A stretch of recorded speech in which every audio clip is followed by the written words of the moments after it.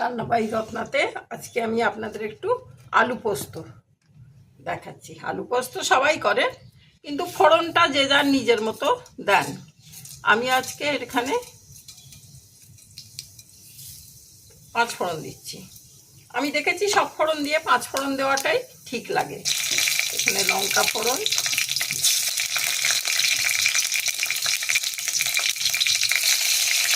আর পোস্তর মধ্যে লঙ্কা বেটে দিই।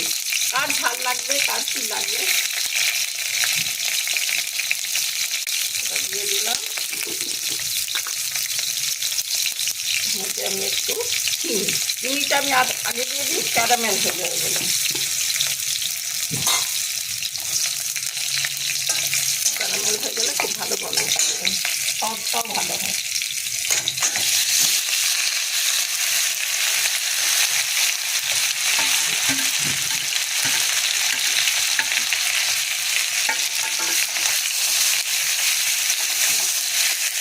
আলুটা একটু ভাজা ভাজা করে নিচ্ছি। এটা নুনও দিয়ে দিচ্ছি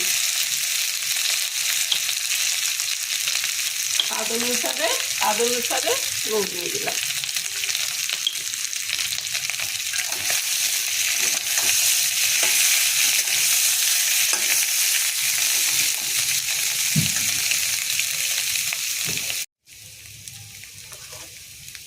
এতে অল্প করে হলুদ, অনেকে হলুদ দেন না, সাদা সাদাই করে, যে না নিজের মতো।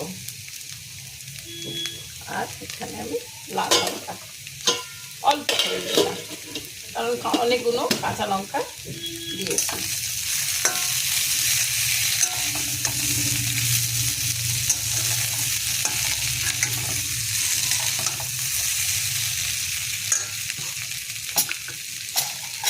আলু পোস্ত করা খুব সহজ।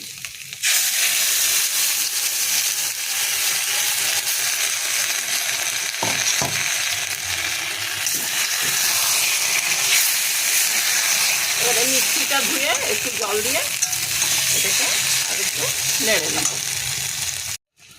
অনেকে এরকমই কাদা কাদা মাখা মাখা করে, আমি এটাকে একটু ভেজে ভেজে শুকিয়ে নিচ্ছি।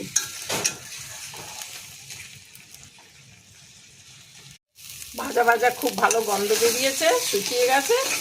এরপর আমি এই বাটিতে তুলে সার্ভ করছি।